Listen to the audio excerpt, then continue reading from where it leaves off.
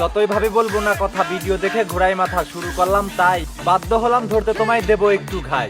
বয়সটা তোমার লেখাপড়ার, হাতে থাকবে বই, না জ্বালাতে বিয়ে করে ঘরে আনছো সই। টোকন এখনো শক্ত হয়নি, ভাঙাইতে চাও ঘানি, কাছে না যেতেই বেরোই যাবে তরল সাদা পানি।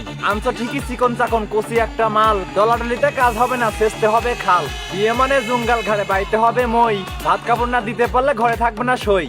কর্ম যদি নাও থাকে তাতে প্রবলেম নাই, এসব ছেলের জন্য এখন আছে একটা উপায়। ইনকামের সোর্স না থাকলেও বউ আনবে ঘরে, বাজারে তুলবে নিজের বউকে, শরীর দেখবে পরে। শাড়ি চুড়ি কিনতে কিনতে চোখে দেখবে ঝাপসা, কাজ করতে পারবে না সে, বউ দিয়ে করবে ব্যবসা। বউ দিয়ে সে ব্যবসা করবে, ভেবেই রাখছে কবে যে কোনো এক সিস্টেম দিয়ে শুরু করতে হবে। নতুন বউকে ক্যামেরার সামনে জব্দ করিয়ে ধরে, সোশ্যাল মিডিয়ায় ভাইরাল হতে অশ্লীলতা করে।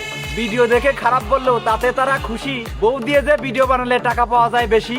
তাই তো তারা সস্তা নারী রাখিয়া তাদের পাশে, ক্যামেরার সামনে নষ্টামি করে মিটমিটাইয়া হাসে।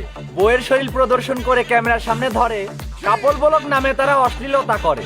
এমন ছেলেদের পরিবার নাই, রাস্তাঘাটে জন্ম, কেমন করে বুঝবে তারা নিজের বউয়ের মর্ম। ভিউ কামানোর আশায় তারা ভিডিও বানায় বাজে, টাকার জন্য নিজের বউকে বিলাই মানুষের মাঝে। এদের ভিডিও দেখে দেখে দেশের পোলাপান ভাবে বিয়ে করিয়া বউ নিয়ে তারা ওই লাইনেই যাবে। বউয়ের শরীর বিলিয়ে তারা কিছু টাকা পায়, ওই টাকা দিয়ে সাহেব সেজে বসে বসে খায়। নিজের বউয়ের সম্মান বিলায়, নাই তো এদের বুঝ। এরা হলো এই সমাজের লজ্জাহীনা পুরুষ। এদের সাথে সঙ্গ দিচ্ছে যে সমস্ত বউ, আসলে তারা ছন্ন ছাড়া পরিবারে নাই কেউ। যে সমস্ত কাপল ব্লগার অশ্লীল ভিডিও বানায়, এসব তাদের স্ট্যাটাস আর বংশের সাথেই মানায়। বিনা টাকায় স্বাদের ব্যবসা, নামটি তাহার বউ ব্যবসা। নিকাল।